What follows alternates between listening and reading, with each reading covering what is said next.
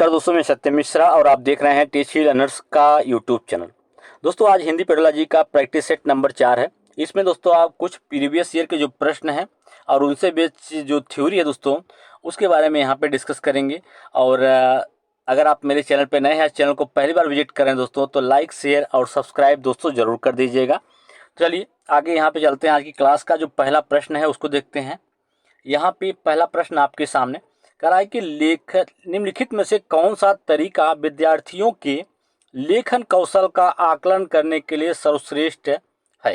यहाँ पे दोस्तों कुछ ऑप्शन में कुछ तरीके दिए गए हैं। कौन सा तरीका यहाँ पे लेखन कौशल का आकलन करने का सर्वश्रेष्ठ तरीका है। पाठ पुस्तक के पाठ पर आधारित प्रश्नों के उत्तर देना, श्रुत लेख, अपने अनुभव लिखना या सुलेख प्रतियोगिता। देखिए दोस्तों, श्रुत लेख लिखने से आपके यहाँ पे जो श्रवण कौशल है उसका तो विकास होता है, साथ में लेखन कौशल का भी विकास होता है। लेकिन यहाँ पे आपको सर्वश्रेष्ठ, जैसा कि यहाँ पे पूछा गया है, सर्वश्रेष्ठ ऑप्शन यहाँ पे आपको चूज करना है। तो अपने अनुभव लिखना, तो जब बच्चा अपने आप को किसी चीज़ में लिप्त करके या खुद को प्राथमिकता दे के खुद कोई चीज़ दोस्तों करता है तो बहुत ही अच्छे तरीके से उसके कौशल का जो है विकास होता है। तो यहाँ पे अपने अनुभव लिखना, यहाँ पे बच्चे की जो कल्पना शक्ति है या उसकी सोचने की जो क्षमता है उन सभी का इसमें विकास होगा। तो अपने अनुभव लिखना लेखन कौशल का आकलन करने का सबसे बेस्ट तरीका है। ठीक, अब चलते हैं लेखन कौशल से रिलेटेड कुछ महत्वपूर्ण जानकारी है उसको भी देख लेते हैं कि लेखन कौशल चारों भाषा कौशल, जो भी चारों भाषा कौशल होते हैं, तो चारों भाषा कौशल में सुनना, बोलना, पढ़ना और लिखना, उसमें जो लेखन कौशल होता है सबसे अंतिम चरण होता है। बच्चों में लेखन का विकास मौलिक विचारों को लिखित रूप देने तथा विभिन्न उद्देश्यों के लिखने की क्षमता को संदर्भित करता है या उसको दिखाता है।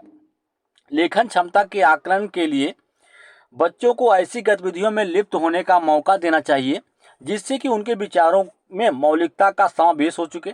तो यहाँ पे कुछ तरीके दिए गए हैं जिससे बच्चे के लेखन कौशल का जो विकास है वो अच्छे तरीके से हो सकता है। पत्र लिखना, विज्ञापन या कहानी लेखन, संपादकीय लेखन, कविता लेखन, डायरी लिखने से भी उनके जो लेखन कौशल है उसका विकास होता है। अपने अनुभवों पर कोई लेख लिखना, ये बेस्ट तरीका होता है दोस्तों बच्चों के कौशल या लेखन कौशल का विकास करने का। चलते हैं अगले प्रश्न पे। यहाँ पे अगला प्रश्न दोस्तों आपके सामने यहाँ पे पूछा रहा है कि भाषा कौशलों में अभिव्यक्ति कौशल है, जो भी भाषा के चारों कौशल हैं, सुनना, बोलना, पढ़ना और लिखना, उसमें से अभिव्यक्ति कौशल कौन सा है। सुनना और बोलना, लिखना और पढ़ना, बोलना और लिखना, पढ़ना और बोलना। तो यहाँ पे दोस्तों अभिव्यक्ति कौशल की बात की जा रही है। तो अपने आप को प्रेजेंट करने के दो तरीके होते हैं, या तो आप लिख दीजिए या तो पढ़ दीजिए। ठीक है, आगे चलते हैं दोस्तों। अब इससे रिलेटेड कुछ महत्वपूर्ण तथ्य या जानकारी इसको देख लेते हैं। यहाँ पे कहा गया है कि ऐसे कौशल जिन्हें ग्रहण किया जाए उसे क्या कहते हैं, गृहात्मक कौशल कहा जाता है। तो यहाँ पे गृहात्मक कौशल के अंतर्गत दो कौशल आते हैं, जैसे सुनना, श्रवण करना या पढ़ना। अभिव्यक्त्यात्मक कौशल, जिनका प्रयोग करके हम अपने विचारों को अभिव्यक्त कर सकते हैं या अपने विचारों को रख सकते हैं, वो तरीका होता है या तो बोल करके या तो हम उसको क्या कर दें, लिख करके। ठीक है दोस्तों, लिखना या बोलना, तो बेस्ट तरीका दोस्तों यही होता है। अब आगे चलते हैं। अब यहाँ पे कहा गया है कि निम्नलिखित लिखित भाषा का प्रयोग कब किया था। लिखित भाषा जो है उसका प्रयोग कहाँ होता है। कार्यालयीय कार्यों के लिए किया जाता है, अपनी अभिव्यक्ति के लिए किया जाता है, या केवल साहित्य सृजन के लिए किया जाता है, या केवल प्रतिवेदन लेखन के लिए किया जाता है। तो हम लिखित भाषा का प्रयोग जो दोस्तों अपनी अभिव्यक्ति के लिए किया जाता है, अपनी बातों को कहने या बताने के लिए, या तो हम उसको दोस्तों या तो हम बोल दें या तो हम अपनी चीज़ों को लिख दें। तो यहाँ पे अपने आप को अभिव्यक्त करने के लिए लिखित भाषा का प्रयोग जो है वो किया जाता है, यहाँ पे अपनी अभिव्यक्ति के लिए। चलिए अब यहाँ पे दोस्तों आगे चलते हैं। यहाँ पे कहा गया है कि लेखन कौशल चारों भाषा कौशलों में सबसे अंतिम चरण है। बच्चों में लेखन कौशल का विकास उनके मौलिक विचारों को लिखित रूप देने तथा विभिन्न उद्देश्यों के लिए लिखने की क्षमता को संदर्भित करता है। लिखित भाषा जो है, लिखित भाषा का प्रयोग अपनी भाषा अभिव्यक्त करने के लिए किया जाता है। बिल्कुल सही दोस्तों, जो आपका प्रश्न था उससे रिलेटेड जानकारी यहाँ पे दोस्तों सीधे सीधे दी गई है कि लिखित भाषा का प्रयोग जो है अपनी भाषा को अभिव्यक्त करने के लिए किया जाता है। चलिए आगे चलते हैं दोस्तों। यहाँ पे कहा गया कि लिखित भाषा के प्रयोग के द्वारा बच्चे दक्षता के साथ सहज अभिव्यक्ति के विकास को सुनिश्चित कर सकते हैं, वास्तविक अनुभव के साथ भाषाई कौशलों को सुगमता से ग्रहण करेंगे, वहीं तथ्यों को स्वयं के निजी अनुभवों से जोड़कर अपने विचारों को अभिव्यक्त करेंगे, स्वतंत्र एवं मौलिक अभिव्यक्ति के अवसर प्राप्त कर अपने विचारों को खुलकर रखेंगे।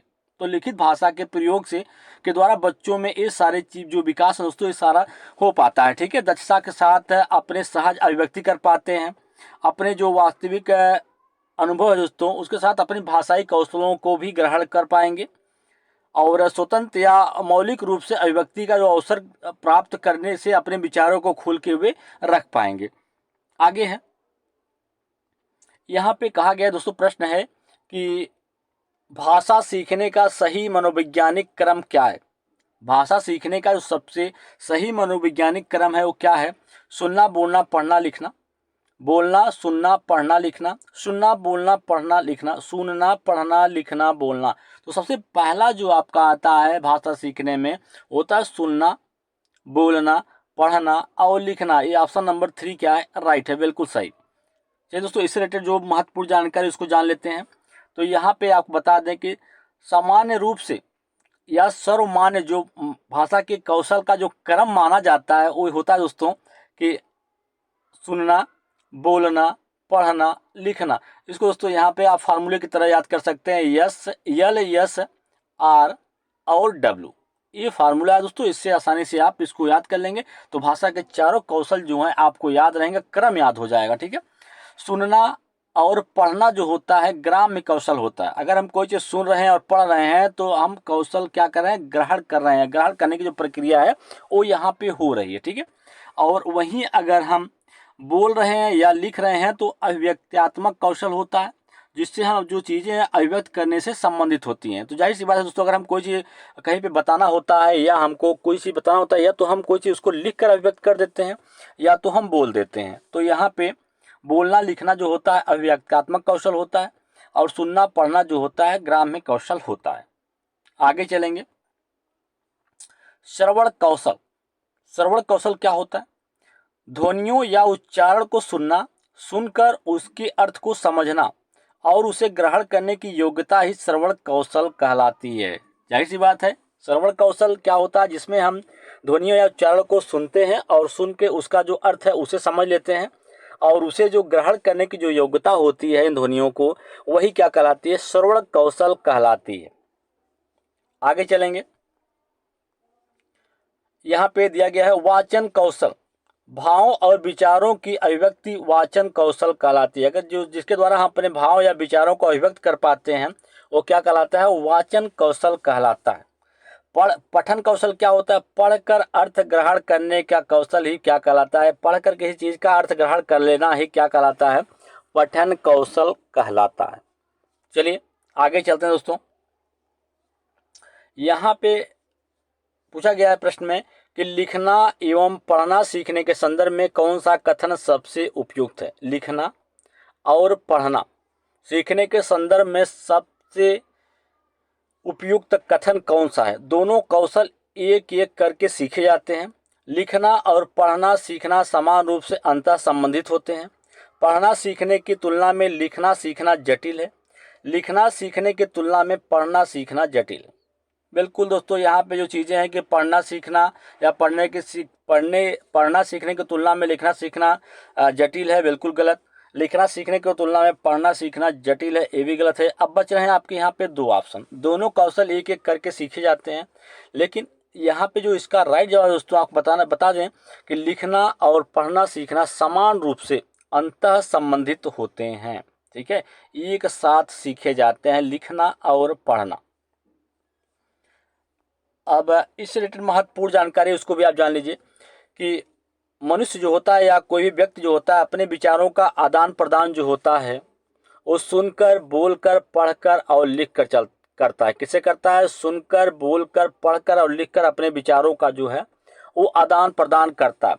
भाषा से संबंधित इन चारों कौशलों या प्रक्रियाओं का प्रयोग करने की क्षमता ही क्या कहलाती है? भाषा कौशल कहलाती है। आगे है, ये चारों कौशल एक दूसरे से क्या होते हैं? अंतः संबंधित होते हैं। बिल्कुल सही दोस्तों, ये चारों कौशल जो होते हैं, सुनना, बोलना, पढ़ना और लिखना, चारों कौशल एक दूसरे से अंतः संबंधित होते हैं तथा मानव में भाषाई विकास को विस्तार देते हैं। यहाँ सुनना और पढ़ना जो है विचारों को ग्रहण करने से है।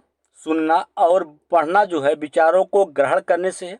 वहीं बोलना और लिखना जो है विचारों को अभिव्यक्त करने से संबंधित है। दोस्तों इन सब जो भी पॉइंट यहाँ पे लिखे गए हैं सभी महत्वपूर्ण हैं और सब पॉइंट से दोस्तों आपकी एग्जाम में प्रश्न जरूर पूछा जाता है। चलिए आगे चलते हैं। आगे दिया गया यहाँ पे कि लिखना एवं पढ़ना सीखने के संदर्भ में लिखना और पढ़ना सीखना समान रूप से अंतर संबंधित होता है और इसके लिए कुछ उपयुक्त है, क्योंकि सबसे उपयुक्त यह है क्योंकि लिखना एवं पढ़ना समान रूप से सीखी जाती है। पढ़ने का आरंभ जो है वर्ड पहचान से किया जाता है। वर्ड पहचान के साथ साथ लेखन के चरण भी आरंभ किए जाते हैं। ठीक है, तो लिखना एवं पढ़ना सीखने के संदर्भ में लिखना और पढ़ना जो होता है समान रूप से अंतः संबंधित होता है। यहाँ पे सबसे कथन उपयुक्त है क्योंकि लिखना एवं पढ़ना जो होता है समान रूप से एक साथ सीखी जाती हैं और पढ़ने का आरंभ जो होता है वो वर्ण पहचान से ही किया जाता है और वर्ण पहचान के साथ साथ लेखन के चरण का भी जो है वो आरंभ या शुरुआत हो जाता है। आगे चलेंगे।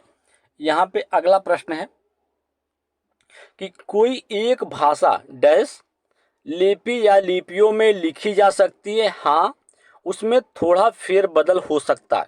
इस प्रश्न का राइट जवाब क्या होगा कि सीमित है, एक है, तीन है, सभी है। तो यहाँ पे जो खाली स्थान दिया गया है कि कोई एक भाषा जो है डैश लिपियों में लिखी जा सकती है, उसमें थोड़ा बहुत फेरबदल हो सकता है। बिल्कुल सही दोस्तों, यहाँ पे कहा गया कोई भी एक भाषा जो है वो सभी लिपियों में लिखी जा सकती है, बस उसमें थोड़ा बहुत जो है फेरबदल करने की जरूरत है। अब इससे रिलेटेड कुछ महत्वपूर्ण तथ्य दोस्तों यहाँ पे उसको जान लीजिए। भाषा होती क्या है? विचारों को व्यक्त करने वाली व्यवस्थित शब्दावली को ही भाषा कहते हैं। भाषा बोलकर, लिखकर, सुनकर व्यक्त की जाती है या दूसरों के विचारों को बता सकता है या जान सकता है। ठीक है, भाषा के द्वारा ही हम किसी और के विचार को जान सकते हैं या उसको समझ सकते हैं या उसको जान सकते हैं। ठीक है दोस्तों, विचारों को व्यक्त करने या विचारों को व्यक्त करने का एक तरीका होता है भाषा। भाषा के माध्यम से ही हम दूसरे के विचारों को जान सकते हैं और अपने विचार को उनके सामने जो है वो रख सकते हैं। भाषा और लिपि जो है दोनों अलग अलग चीज़ें हैं। भाषा देखिए यहाँ पे भाषा और लिपि की बात की गई है, तो भाषा और लिपि जो होता है दोनों अलग अलग होता है। भाषा वो चीज़ होती है जो बोली जाती है, भाषा क्या होती है? जो बोली जाती है। और लिपि होती है ध्वनि चिन्ह का लिखित रूप होता है, यह लेखन कला है। ठीक है, लिपि क्या होती है? एक तरीके से लेखन कला होती है। भाषा जो होती है बोली जाती है, लेकिन लिपि ध्वनि चिन्ह का लिखित रूप होता है। तो यहाँ पे चलिए और कुछ जानते हैं इसके बारे में। कहा गया कि संसार की जो सभी भाषाएं हैं एक ही लिपि में लिखी जा सकती हैं और एक ही भाषा को लिखने के लिए आप संसार की सभी लिपियों का जो है वो प्रयोग कर सकते हैं। जैसे कि यहाँ पे देखिए, आई स्टडी इन क्लास 4। ठीक है, यहाँ पे लिख सकते हैं ना, यहाँ पे लिखा गया है कि आई स्टडी इन क्लास 4, तो इसको इंग्लिश में इस तरीके से लिखा गया है। देवनागरी लिपि में इस तरीके से उसको लिखा जा सकता है। तो कह सकते हैं कि कोई भी एक भाषा को लिखने के लिए आप संसार की सभी लिपियों का प्रयोग जो है वो कर सकते हैं। आगे अगला प्रश्न है, कहा कि लेखन से संबंधित नहीं है बैठने का उचित ढंग, शुद्ध उच्चारण, लेखनी पकड़ने का ढंग या आंखों से कागज की दूरी। तो यहाँ पे लेखन संबंधित सही तरीका नहीं दोस्तों। लेखन में शुद्ध उच्चारण का कोई महत्व नहीं दोस्तों। यहाँ पे बैठने का उचित ढंग या लेखनी पकड़ने का ढंग, आंखों से कागज की दूरी, ये सब इंपॉर्टेंट है। ठीक है, लेकिन शुद्ध उच्चारण, लेखन में शुद्ध उच्चारण कोई महत्व नहीं है। अब यहाँ पे दोस्तों आगे है कुछ, बालकों में लिखना सिखाने से पहले यह आवश्यक है। जो भी बच्चे होते हैं दोस्तों, उसमें लेखन कार्य कराने से पहले यह इम्पॉर्टेंट होता है कि उनको अक्षर सिखाया जाए, या 12 खड़ी सिखाना, या लेखन संबंधित जिज्ञासा उत्पन्न करना, या उनको क्रियाशील बनाना। तो बालकों को लिखना सिखाने से पहले सबसे ज़्यादा जरूरी होता है कि बच्चों में लेखन संबंधी जो जिज्ञासा है वो उत्पन्न किया। जब बच्चा जिज्ञासु रहेगा तो हर एक चीज़ को आसानी से सीख जाएगा, और उस हर एक चीज़ को सीखने के लिए दोस्तों हमेशा आतुर रहेगा। तो जाहिर सी बात है, हम किसी चीज़ को अगर सीखने के लिए जिज्ञासु बनेंगे या हम आतुर रहेंगे, उसके लिए मोटिवेट रहेंगे, तो जाहिर सी बात है वो चीज़ हम आसानी से उसको सीख जाएंगे या ग्रहण कर जाएंगे। तो यहाँ पे बालकों को लिखना सिखाने से पहले यह आवश्यक है कि उनको लेखन संबंधी जो भी जिज्ञासा है वो उत्पन्न किया जाए।